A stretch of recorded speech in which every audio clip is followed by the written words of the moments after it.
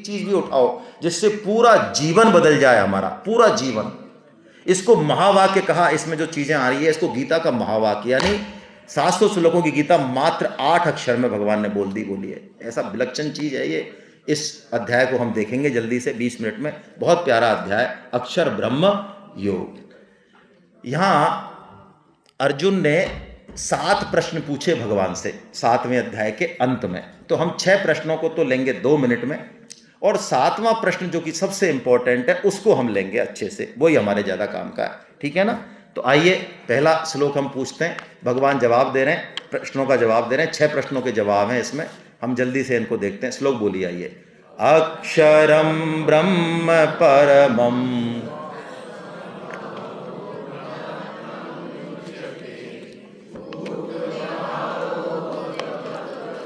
विसर्गै कर्म संहिता। सब चलो बोल। पुरुषश्चाधिदैवतम् अधियज्ञोऽहमेवात् देहे देहभृतां। अर्जुन ने पूछा अक्षर क्या है, ब्रह्म क्या है। ब्रह्म यानी भगवान का जो निर्गुण निराकार रूप है वो क्या है। भगवान ने कह दिया अक्षरम परमम ब्रह्म। इतनी सी बात बोली बस। बहुत थोड़े क्लिष्ट श्लोक है ये, वेदांत की भाषा है, हम कम ही इसमें समय देंगे, है ना। देखिए, क्षर क्या है जो नष्ट हो जाए। क्षर क्या है जिसका क्षरण। शरीर क्षर है कि अक्षर है, बताइए। ये टेबल क्षर है कि अक्षर है। इस शरीर में, संसार में जो कुछ भी है, हमारा पद है, प्रतिष्ठा है, धन है, मान बढ़ाई है, ये क्षर है या अक्षर है? क्षर है। ये शरीर संसार टोटल क्षर है। लेकिन एक चीज ऐसी है जो अक्षर है, बस वही है। हम कौन है? हम शरीर नहीं, हम क्षर या अक्षर? अक्षर है। कैसे पता? देखो, एक बहुत बेसिक चीज हमने सीखी, वेदांत की चीज है, बहुत कठिन है, लेकिन स्वामी जी ने बहुत सरल तरीके से बताई है। हम जल्दी से देखें। किसी चीज में कोई परिवर्तन हो रहा है और किसी को वो परिवर्तन पता चल रहे हैं, टोटल परिवर्तन। तो जिसको पता चल रहे हैं इसका मतलब उसमें परिवर्तन, ये बिल्कुल लॉजिकल है ना। ये शरीर पहले 2 किलो का था, 8 किलो का हुआ, 5 साल का हुआ, 16 साल का हुआ, 25 का हुआ, 50 का हुआ, इतने परिवर्तन हो गए ना इसमें। किसको पता चल रहे हैं? हमको पता चल रहे हैं। तो इसका मतलब हम में परिवर्तन, यदि हम में होता तो हमको परिवर्तन पता ही, इसलिए हम नहीं मरते, हम जन्म भी नहीं लेते, हम बूढ़े भी नहीं हैं, हम स्त्री भी नहीं है, हम पुरुष भी नहीं है, हम बीमार भी नहीं है, हम पंडित भी नहीं है, हम मूर्ख भी नहीं है, हम इनसे परे हैं, हम कुछ और ही हैं। वही हैं हम। उसके बारे में भगवान ने कहा स्वभावो अध्यात्म उच्चते। ये जो भगवान का स्वभाव है, हमको प्रकट किया, जीवों को प्रकट किया, वो भगवान का स्वभाव ही जीव कहलाता है ना। और कर्म क्या है? सबसे पहला कर्म, आदि कर्म भगवान ने किया, उसके बाद हम कर्म करते हैं। जो लोग कर्म पे बहुत ज़्यादा बल देते हैं संसार में, प्राय देते हैं 99% लोग, कि कर्म से सब कुछ मिलता है, गीता ऐसा नहीं मानती। जो लोग कहते हैं गीता में ऐसा लिखा है, उन्होंने गीता को ठीक से नहीं पढ़ा। कर्म भगवान ने प्रकट किया। जब तक भगवान ने कर्म को प्रकट नहीं किया, कर्म से पहले एक बहुत बड़ा प्रोसेस है, गीता उस पर ज़्यादा फोकस करती है। कर्म तो बहुत बात की चीज़ है। कर्म से पहले कहीं ना कहीं संकल्प होता है, कोई विचार होता है, कोई भाव होता है, उससे कर्म प्रकट होता है। गीता उस जड़ को ठीक करती है, कर्म की जड़ को। तो कर्म तो ऑटोमेटिक ठीक होगा। हमको गीता, देखिए, कर्म ठीक करके खुद को ठीक करना, ये उल्टा प्रोसेस है जो जगत में चलता है 99%। गीता कहती है पहले खुद को ठीक करो, फिर कर्म ठीक होगा। जैसे मैं उदाहरण के तौर पर बताऊं, मैं अपने आप को चोर नहीं मानता। मेरी फैमिली में किसी ने चोरी नहीं की और मुझे ज़रूरत भी नहीं है। मैं नहीं समझता, मैं मर जाऊंगा भूखा लेकिन चोरी नहीं करूंगा। मेरा ऐसा सोच है, अंदर से ऐसी मान्यता है, ऐसी ईगो है मेरी। अब आप बताओ, क्या किसी मॉल में जाके, जहाँ पूरी स्वतंत्रता है चोरी करने की, मैं कर सकता हूँ चोरी? तो चोरी का कर्म बाद में है, उसके बारे में ईगो पहले है। यदि ईगो ठीक है तो कर्म वैसा नहीं होगा। तो भगवान ने ये कह दिया। अब भगवान ने कहा जितने भी नष्ट हो रहे हैं वो अधिभूत हैं। पुरुष ये अधिदैव है, यानी देवता अधिदैव हैं, और अधियज्ञ भगवान खुद हैं। ये चलिए हमने जल्दी से समझ लिए। न्याय समझ में तो पूछना। अब असली बात हम जा रहे हैं जल्दी से। अब देखिए भगवान क्या रहस्य बता रहे हैं। ये बहुत प्यारी बात है। मैंने कहा ना गीता में से एक श्लोक उठाना है तो हम इन्हीं में से उठाएंगे। आइए एक श्लोक पढ़ते हैं पहले।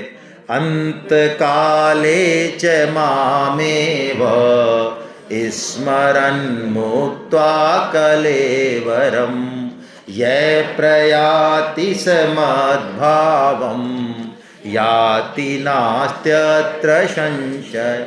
क्या कह रहे भगवान, तू अंत काल में भी मेरा स्मरण करते हुए यदि शरीर छोड़ता है तो तू मुझे ही प्राप्त होगा, इसमें कोई संशय। देखिए भगवान ने कहा संशय मत करना है, इसमें भगवान की वाणी है और भगवान से ऊपर कुछ नहीं है। कोई भगवान को नहीं माने तब भी मान ही रहा है। मैं अपने बाप को नहीं मानता हूं, नहीं मानता हूं, मैंने फोटो देखा नहीं तो क्या हुआ मेरे नहीं मानने से? मैं हूं तो मेरा बाप तो है भाई, मेरे हाथ में नहीं है जन्म ना मरना, कोई है ताकत। तो भगवान कह रहे यदि तू अंत समय में भी मेरा स्मरण करेगा तो तू मुझे ही प्राप्त। ओहो क्या बढ़िया बात है, क्या बढ़िया बात है। सिर्फ मरते समय भगवान का स्मरण कर ले तो भगवान को प्राप्त हो जाए, चाहे जिंदगी भर हमने कुछ भी। तो ये तो बहुत बढ़िया बात है। तो आज से गीता पढ़ना बंद, क्योंकि हमको तो पता है कि हम कब मरने और कहाँ मरने वाले हैं। उस समय हाथ पैर नाक इंद्रियां मन बुद्धि काम करेंगी, उसमें नाम ले लेंगे हम, ठीक है ना। कभी मरते हुए आदमी देखें, हॉस्पिटल जाया करो, SMS जाया करो, देखो किस तरह से मरता है आदमी, क्या हालत होती है। घर में ही देख लो आप, ये सारा बंद हो जाते हैं सारे सिस्टम, नीचे से ऊपर जितने भी द्वार है ना सब खत्म। बहुत यंत्रणा होती है, शास्त्रों को पढ़ोगे तो कब जाओगे पढ़ के ही। अब मान लो चलो कोई बात नहीं, फिर भी याद कर सकते हैं, भगवान ने कहा तो कर सकते हैं, लेकिन नहीं कर पाए तो भगवान ने रूल नंबर 2 बताया। क्या बताया नीचे? भगवान ने कहा यदि तू मुझे याद नहीं कर पाया तो तू जिसको भी याद करेगा तू उस योनि में जाने। ओहो क्या बात है। मान लो मेरी पत्नी में आसक्ति है, जो कि होती है, घर वालों में आसक्ति है, या मेरी धन में आसक्ति है, और यदि मेरे पास ज़्यादा धन है और मैंने घर वालों को बताया नहीं है तो पूरी गारंटी है। हाँ, तो शास्त्रों में इन सब के वर्णन है कि हमारी जिस तरह का स्मरण और चिंतन और भाव अंत समय में होगा वैसी वैसी योनि हमको। यदि मेरी धन में आसक्ति है, कुछ प्लॉट छिपा के रख रखे हैं, सोने की ईंट छिपा के रख रखी है कहीं, तो मैं क्या बनने वाला हूं? सांप। ये कोई ऐसा मत समझना कि आप बहुत बड़े वैज्ञानिक हो, ये फालतू की बात है, कतई फालतू की वैज्ञानिक है, क्वेश्चन कर सकते हो आप। यदि घर में आसक्ति है तो मनुष्य जन्म मिलना है कर्मों के हिसाब से तो मिल जाएगा, नहीं तो योनि तो मैं उसी घर में कोई कॉकरोच, कोई छिपकली, कोई बिल्ली, कोई कुत्ता बनने वाला हूं। आपको पता है कई जीव घर में निकालने पर भी निकलते। कौन है वो? हाँ तो जाते ही आज साष्टांग दंडवत करो उनको आप। नानक जी जा रहे थे, पंजाब की बात है, किसी कोई मेरे को ध्यान नहीं आ रहा कहाँ की, तो वो अनाज मंडी में से जा रहे थे। तो अनाज मंडी में जा रहे थे तो एक सेठ था, उसके आगे ढेर लगा हुआ था अनाज का, रहता ही है। एक बकरा चर रहा था, उसमें से बकरे ने मुंह भरा तो सेठ निकल के आया तुल शेर वाला और मारा उसके डंडा मारा। तो नानक जी हंसे, हंस के रुके नहीं, हंस दिए, बस थोड़ा सा मुस्कुराए। तो मर्दाना जो उनका शिष्य था उनको पता था गुरुदेव तो बहुत गहरे हैं, यदि ये हंसे हैं तो कोई ना कोई। तो उन्होंने पूछा गुरुदेव आप हंसे क्योंकि? नहीं ऐसी। अरे बताओ ना गुरुदेव कैसे हंसे? तो नानक जी ने कहा ये जो सेठ महाराज है ना, ये जो बकरा है ये इसी सेठ, ये बेटा है इसका, ये इसी गद्दी पे 35 साल बैठा है और अब ये मरने के बाद क्या बना है, लेकिन अब इसको तो पता नहीं है, ये यहाँ से जाएगा नहीं दुकान से, चाहे कुछ भी कर लो मर जाएगा, लेकिन ये डंडा मार रहा है, इसको 4 दाने नहीं खाने दे रहा है। अब हमको अंत समय में जो स्मरण आएगा वो कौन सा आएगा? अब यहां पे बात करते हैं, 2 श्लोक तो हो गए रूल नंबर, अब इसका काम क्या करना है हमको, असली चीज वो हम करते हैं। देखिए आज मैं रात को सोशल मीडिया पे कचरा देखूं, ब्लू पॉइजन दुनिया भर का, और उटपटांग चीजें देखूं, भूत प्रेत की बात सुनूं या करूं, तो आपको क्या लगता है रात में भगवान श्री कृष्ण आ जाएंगे मुरली बजाते हुए मेरे सपने में? जो इनपुट मैं दूंगा आउटपुट, मैं दिन भर जिन चीजों में आसक्त हूं, जहां मेरा चित्त भोगों में, मान लो मुझे भोग भोगना अच्छा लगता है, मेरे को संग्रह करना अच्छा लगता है, मेरी वासना मिटी नहीं अभी तक, तो क्या लगता है आपको स्वप्न बहुत सूक्ष्म बात है। स्वप्न हमारी वासना के प्रतीक है।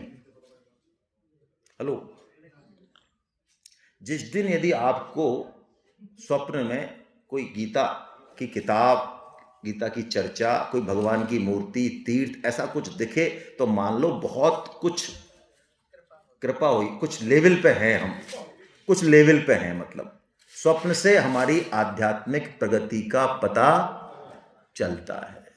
तो हमें क्या करना चाहिए? अब भगवान मंत्र दे रहे हैं। रूल नंबर 1 और 2 बताने के बाद जो ग्रहण करने योग्य बात है वो ये श्लोक है। इसको मैंने कहा एक श्लोकी गीता या गीता का महावाक्य। आइए इसको समझते हैं।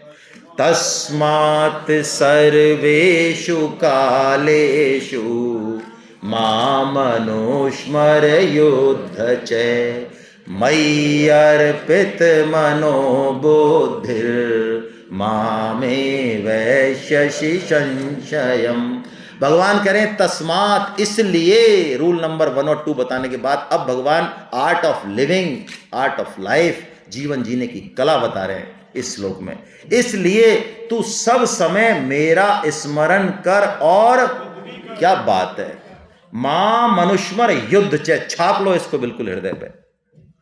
ये वो चीज है गीता की जिससे गीता पूरे विश्व में पूज रही है। बड़े बड़े वैज्ञानिक, समाजशास्त्री सब चाह रहे हैं गीता को।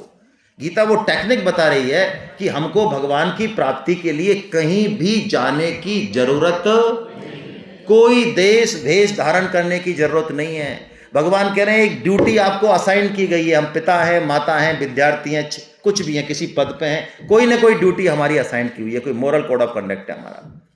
भगवान कह रहे तू उस ड्यूटी को कर। युद्ध का मतलब कर्तव्य कर्म कर, लेकिन कैसे कर? मां मनुष्मर, मेरा भी स्मरण कर और युद्ध भी। दोनों चीजें हो सकती हैं क्या? कई लोग कहते हैं भाई साहब हम भगवान का स्मरण करेंगे तो फाइल कैसे निकालेंगे? मैं सेक्रेटरीट में रहा 5 साल, वहां पे इस लोग की चर्चा हुई। उन्होंने कहा वाह, हम भगवान की चर्चा करेंगे या बात करेंगे तो फाइल नोटिंग कैसे करेंगे? अभी सेक्रेटरी साहब डांटेंगे। अच्छा, आप में से 4 व्हीलर की ड्राइविंग सबने सीखी होगी। अब शुरू में आप ड्राइविंग सीख रहे हो, आपको बताया जा रहा है ये गियर है पहला, दूसरा इधर ये क्लच है, ऐसे इसको पकड़ना है। उस समय आपका कोई फोन बजे, मान लो, आप फोन उठा लोगे? अच्छा, वो आदमी कहे तो आदमी है यार, क्या है हमारा फोन ही नहीं उठाया था ना, तो क्या फोन उठाऊंगी यार मैं? मेरे तो ना स्टीयरिंग संभल रही है ना गियर संभल रहा है यार, फालतू बात कर रहा है, मैं उनको संभाल लूँ पहले, तेरा फोन कहाँ से उठाऊं? अच्छा, जब आप परफेक्ट हो जाते हो तब ट्रैफिक पुलिस वाले मना करते हैं, तब मान लेते हो क्या बात? हाँ कर दो भाई साहब, 800 रुपये में सौदा कर दो, कोई दिक्कत नहीं है। हाँ नहीं, वो प्लॉट तो ठीक है, okay okay, done done done. इधर से चल रहा है, गियर चल रही है और फोन पे भी। अब कैसे हो रहा है? हो रहा है, बात भी हो रही है और काम भी। अभ्यास। तस्मात सर्वेषु, सर्वेषु कालेषु का भगवान ने एक एक शब्द को पकड़े। सोते समय भी हाँ, जागते समय भी हाँ, काम करते समय भी हाँ। 24 आवर्स गीता की भक्ति 24 आवर्स होती है। गीता का साधक 24 आवर्स साधक होगा, एक एक सांस के साथ साधक होगा। अब हम क्या करना है इसमें भी? अब 2 बात है जो कि पकड़नी है। काम करना मुख्य है या भगवान का स्मरण मुख्य है? हाँ, शुरू में लगेगा काम करना मुख्य है। जो लोग गीता नहीं समझते हैं, पढ़ते हैं, उनको लगेगा नहीं काम ही हमारी पूजा है। बात बिल्कुल ठीक है, लेकिन भगवान का स्मरण मुख्य है। भगवान का स्मरण करते हुए जो काम हम करेंगे, अरे हम रोटी बनाएं, झाड़ू पोंछा करें, अपनी ड्यूटी करें, बिजनेस करें, पैसे, हर काम भजन हो गया, भक्ति हो गया भगवान का। और ये भक्ति ही गीता सिखाती है। स्वामी जी ने तो एक बात कही जो हमारी खोपड़ी में नहीं बैठेगी, लेकिन संतों की बात बड़ी विलक्षण होती है। स्वामी जी ने कहा यदि हम टॉयलेट जा रहे हैं, हम बाथरूम जा रहे हैं, वो काम भी भगवान की भक्ति है। बोलो क्या बढ़िया बात है। क्यों? स्वामी जी ने कहा ये शरीर किसका है भाई? इस शरीर में कौन रहता है अंदर? तो ये मंदिर हो गया भगवान का। इसको हम नहला रहे हैं, इसको खिला रहे हैं, इसको सुला रहे हैं, इसको पहना रहे हैं, इसको फ्रेश रख रहे हैं, जिससे काम करें, हम अपनी ड्यूटी करें, तो ये किसका काम हो रहा है? भक्त यही कहता है हमारा क्या लेना देना है, ये आपके परिवारजन है, इनकी सेवा कर रहे हैं, हमारा क्या? हमारा तो क्यों, हमारे तो आप हो। तो भगवान ने सूत्र दिया, इसलिए अब हमको ये काम करना है, भगवान का स्मरण 24 घंटे प्रैक्टिस करनी है इसकी आज से। मैंने आपको बताया जो कर्मवादी हैं उनको ये बात समझ नहीं आएगी, लेकिन मेरा निवेदन आप मान लो, भगवान की माला नाम जप अवश्य करो। हालांकि पर्सनल उदाहरण नहीं देना चाहिए, लेकिन समझाने के लिए दे रहा हूँ, अहंकार बस नहीं दे रहा हूँ, है ना। मेरा छोटा बेटा IIT बॉम्बे से उसने किया, उसके बाद उसने एग्जाम भी दिया। मैंने उसको बहुत क्रिटिकल पोजीशन में भी, जबकि एक एक मिनट इंपॉर्टेंट थी, उसको मैंने 2-2.5 घंटे से कम माला करते हुए नहीं देखा, और इससे उसका नुकसान बिल्कुल नहीं हुआ। जो ग्रास्पिंग 6 घंटे में होगी वो 2 घंटे में कर लेगा, ये मान लो आप। मैं ऐसे आपको कोई बहकाने के लिए नहीं कह रहा हूं, आप मान लो आपकी मन बुद्धि कितनी प्योरीफाइड, कितनी ग्रास्पिंग हो जाएगी। ये बात मैं कह रहा हूं, आप कितना भी बड़ा टास्क लेके चल रहे हैं, आपको गीता पढ़ना आवश्यक है। सांस लेने से भी ज्यादा जरूरी गीता पढ़ना आवश्यक है। क्यों? किसी भी चीज का निर्माण बाद में होता है, उसकी आवश्यकता पहले होती है। मनुष्य जीवन की आवश्यकता का हमको पता ही नहीं है, जिसने बनाया है उससे पूछो तो हमें समझ में आएगा। फिर हमारे सारे जो असाइनमेंट्स हैं उसके अलाइन हो जाएंगे, जो भी हमारी ड्यूटी है उसकी अलाइन हो जाएगी, उस परम टारगेट को हिट करने के लिए हो जाएगी। लेकिन हम परम टारगेट को जाने ना, मनमाना आचरण करें, अपनी मन बुद्धि का आचरण करें, दुनिया के देखने से करें, भगवान की वाणी सुने ना, तो फिर हम सही डिसीजन नहीं ले पाएंगे। ये सूत्र है, भगवान ने कहा मयि अर्पित मनोबुद्धि, तेरी मन बुद्धि यदि मुझ में रहेगी तो तू मुझे ही प्राप्त होगा, इसमें संशय नहीं है। अरे बुढ़ापा सुधर जाएगा, मृत्यु सुधर जाएगी, भगवान का नाम तो लो, भगवान का काम तो करो। देखो हमारे बेटे ने इलेक्ट्रॉनिक्स की दुकान खोली, आप ट्रेन में चल रहे हो, आपका बेटा है, नई नई दुकान खोली, सामने वाले बात कर रहे हैं शादी ब्याह की, हम टीवी लेंगे सोनी का और ऐसा लेंगे, तो आप कान लगा के सुन रहे हो, और जैसे ही कहीं मौका मिला खट आपने एंट्री ले ली बीच में। भाई साहब, अच्छा आप मानसरोवर रहते हैं तो वहाँ हमने शोरूम खोला है, आप आइए हमारे पास, हम बहुत अच्छा आपको सस्ता टीवी देंगे। बोलो, कर दिया ना आपने प्रचार, कोई ट्रेनिंग ली? हेलो, तो बस हम भगवान के हैं, भगवान ने सब कुछ दिया है, तो हमको जहाँ मौका मिले हम भगवान का काम करें, ये सबसे बड़ा काम है। हम लोगों को गीता की तरफ जोड़ें, कितना ही बड़े पद पे कोई हो, बिल्कुल नीचे पद पे हो, निर्धन हो, हम गीता से जोड़ें लोगों को। ये हमारा असली काम है, ये असली काम है कि भगवत गीता से हम जोड़ें। परम श्रद्धेय प्रभुपाद जी महाराज जो इस्कॉन के संस्थापक थे, उन्होंने एक बात कही, मैं आपसे भी निवेदन करता हूं उसका। हमारा बेटा जेल में है, सुनिए आप इस उदाहरण को। हमारा बेटा जेल में है, मैं उसको जेलर से सेटिंग कराता हूँ, बढ़िया बिस्तर दिला देता हूँ और ऑल आउट दिला देता हूँ, मैं उसको भोजन अच्छे से अच्छा घर पे ले जा रहा हूँ, टिफिन है ना, आउट ऑफ वे जाके, मैं ये सारे काम तो कर रहा हूँ। लेकिन मैं उसको जेल से बाहर कैसे आए इसके बारे में कुछ भी ना तो सोचता हूँ ना मेरे दिमाग में। तो बोलिए मैं उसका अच्छा कर रहा हूँ या बुरा कर रहा हूँ? मैं अपने परिवार के जनों को, अपने दोस्तों को, अपने संबंधियों को बढ़िया से बढ़िया काम कर रहा हूं, लेकिन उनको भगवान की तरफ नहीं जोड़ रहा हूं। मुझे पता ही नहीं है कि मैं अच्छी की परिभाषा ही नहीं पता हमको, वो गीता से निकलेगी। इसलिए हम करें भगवान का काम तो स्मरण रहेगा। भगवान ने 2 गतियां बताई जाने के बाद, 2 रूट हैं, जैसे एस्कॉर्टिंग होती है ना, ऐसे 2 रूट हैं जाने के बाद, कोई खास बात नहीं है। एक रूट से रिटर्निंग होता है जीव, एक रूट से रिटर्न नहीं होता है, इतनी सी बात है। उसको शुक्ल और कृष्ण गति कहा। भगवान का भक्त दोनों रूटों की परवाह नहीं करता, है ना। वो जहां जाएगा, जिस समय जाएगा, उसके लिए कोई दिक्कत नहीं है। ये सब फालतू की बात है, सुबह गया, शाम गया, एकादशी गया, बस कुछ नहीं। कबीर जी पूरे जीवन काशी में रहे। कहां रहे? लेकिन मरते समय मगहर में गए। वो मगहर में ऐसी मान्यता है कि मरेगा वो नरक जाएगा, और काशी में जो मरेगा वो। लेकिन कबीर जी ने इस मिथक को तोड़ना था, इसलिए कबीर जी ने कहा कि जो काशी तन तजय कबीरा, तो राम ही कौन नहीं हो रहा रे है। अरे मैं राम के बल पे काशी में मुक्ति मिलती है, मैं मगहर में भी रहूंगा तो भगवान श्री राम के नाम पे रहूंगा, मैं वहीं से भगवान के धाम जाऊंगा, कोई जगह से और समय से कोई मेरा मतलब नहीं है। तो ये बात भगवान ने बताई, और यहाँ पे ये चैप्टर जो है क्लोज किया। हरे कृष्णा।